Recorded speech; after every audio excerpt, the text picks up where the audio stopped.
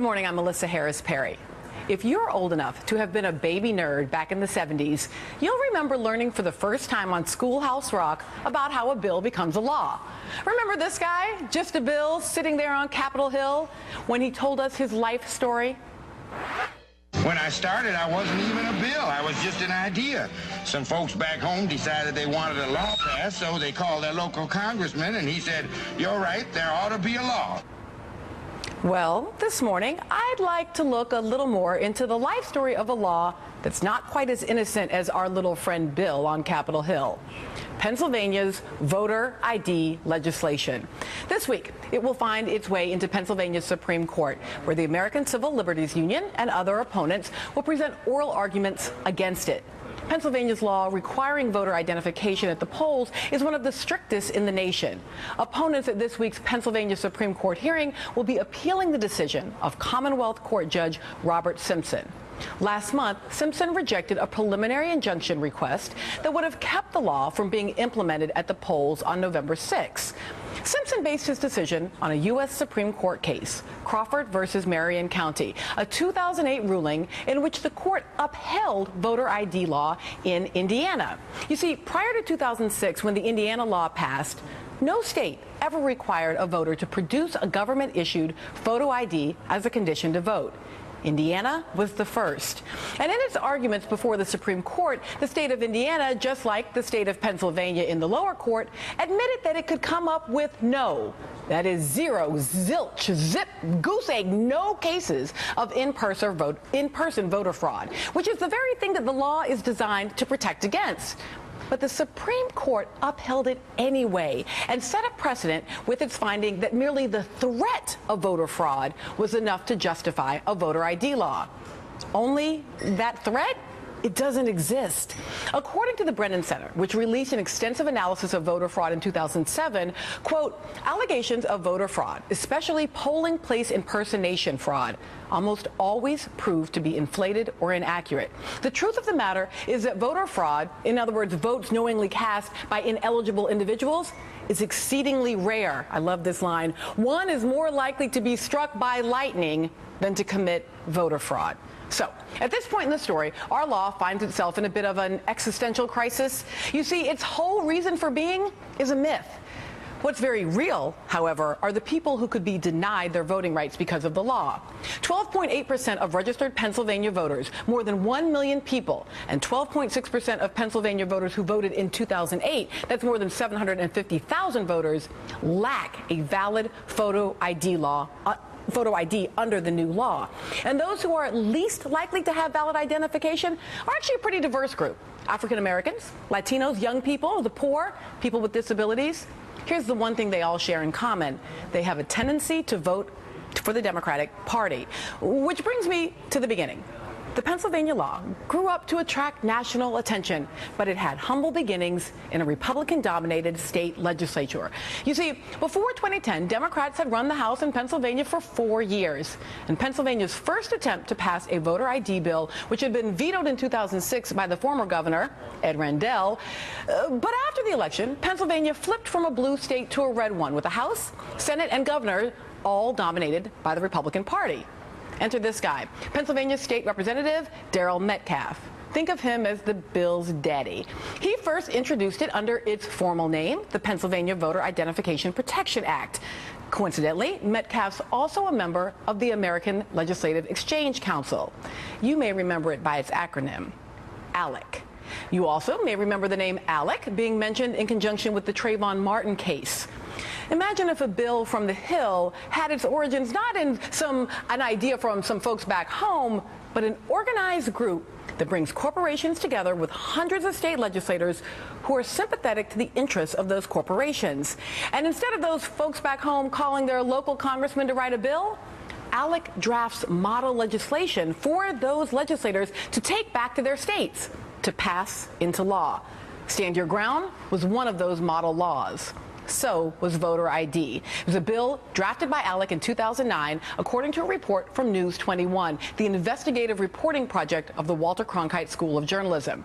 So, Representative Metcalf told the Philadelphia Inquirer last month that Pennsylvania's voter ID law was based on the Indiana law that was upheld by the Supreme Court and not influenced by his ALEC membership. And yet, News 21's analysis found that more than half of the 62 voter bills introduced nationwide were sponsored in state legislatures by members or conference attendees of ALEC. But of course, correlation does not equal causation, which may leave us with even more questions about the life of the Pennsylvania ID law and how it began. Fortunately, Darrell Metcalf's colleague in the Pennsylvania State House, Representative Mike Turzai, has given us all a clear answer about where he hopes it will end. We are focused on making sure that we meet our obligations that we've talked about for years. Pro-Second Amendment, the Castle Doctrine's done. First pro-life legislation, abortion facility regulations in 22 years, done. Voter ID, which is going to allow Governor Romney to win the state of Pennsylvania, done. With me at the table, Judith Brown-Dianis is the co-director of the Advancement Project. Kenji Yoshino is a professor at NYU. Dorian Warren is an assistant professor at Columbia University. And Mickey Edwards is a former Republican congressman from Oklahoma. Thank you all for joining me today. Did I get that about right, Judith? Yeah, you hit it on the head. You told the story. Here we are in Pennsylvania. Advancement Project is counsel in that case that will be in the Supreme Court next week. And we know no evidence of voter fraud. We know who it hits. One group that also it hits are veterans who don't have expiration dates on their IDs. Yeah, because I was thinking, why wouldn't veterans have IDs? But it's because they don't have expiration dates. That's right. They expire, I guess. Pause and explain that, right? Because I want to be clear. I think a lot of viewers may not realize it's not just that you have to have something that shows who you are, but there are very specific rules about it. That's right. What's important is that the way that these laws have been crafted, and really crafted for partisan gain, by politicians who want to manipulate the laws for their own gain, for their party, is that they surgically crafted them so that they actually hit the people that they want to suppress the votes of. And so the way that most of these laws have been crafted is that they're state-issued photo ID with a current address, no expiration date. And so, for example, in Pennsylvania, over 80% of the colleges and universities actually did not have an expiration date on their IDs. So those students are faced with not being able to vote. I think it's the surgical nature of it that feels to me like we've gone to a place where like this just can't really be about the notion of voter fraud. Because, you know, if you could sort of show basically it's clear that this is I am who I am, then you wouldn't have a problem with in-person. So let me give you another example of how this is a coordinated national campaign. So in the state of Minnesota, Republicans took over the legislature for the first time in 40 years, and they immediately passed a similar kind of law. Vetoed. So what did they do? They put a constitutional amendment on the ballot this fall that would essentially do the same thing. It would end same-day registration. It would end basically absentee voting, because if you're a soldier in Afghanistan, you can't prove that you have an ID, right, when you go to vote. So same thing, the chair of the state party of ALEC, or the chair of ALEC in the state, was the lead sponsor. So this is coordinated across the country with the intention of disenfranchising the voters of a certain party. Now, Mickey, because I'm making a claim that this is about parties, and you and I are going to talk more specifically about your book a little later in the show, but this notion that one party has a specific interest, and let's be clear, historically, it was the Democratic Party, right? It was conservative Democrats at the turn of the century who passed the kind of Jim Crow laws, and now we have the Republican Party. Is there any way that we can imagine voting rights not being a partisan issue, but being a sort of a more broadly American concern? No, it's not going to change until we stop thinking about deciding everything based not on the common good, but on what's good for our political party. And that's done not just on voter laws, but it's done on almost every kind of a law. You see it in Washington all the time. It's not just in the legislatures. It's what helps my party trumps what's the right thing to do for the country. And so no, it's not going to change until we address that much more fundamental problem. Is there something here about America's rapidly changing demographics? I mean, I know that Chris Hayes has talked a bit about this on Up, that it feels like the end of the last Reconstruction, when once you saw sort of black and brown people beginning to take power. Is that what this is? Is this about the fact that demographics are not in the favor of the Republican Party, and therefore rather than battling it out to win those votes, they'll just suppress those voters? That's right. I think it definitely has a correlation, and it's also you have to back up to redistricting also, right? So the Republicans gained control of several legislatures in 2010. They redistrict themselves into power, and then they start to pass these laws that will keep them in power for a long time. And in places like Texas, for example, where they passed a very strict voter ID law where you can vote if you have a gun license, but not if you have a college ID, right? That is a place where we see the changing demographics happening very quickly. And so there's this kind of scramble to make sure that they can hold on to their power in light of that. Yeah, and it feels to me, and you know, I guess part of the reason I wanted to tell that story is that there's kind of a discursive language here about suppression, and they're trying to, but really, if we just walk through what we actually know, the pathway seems very clear. And then we have, of course, Turzai saying this is about electing and allowing Mitt Romney to win the state of Pennsylvania. Is there any, you know, I just want to play is there any good legal or ethical or democratic with a little d reason to have a voter ID law? Does it improve the quality of democracy in some way?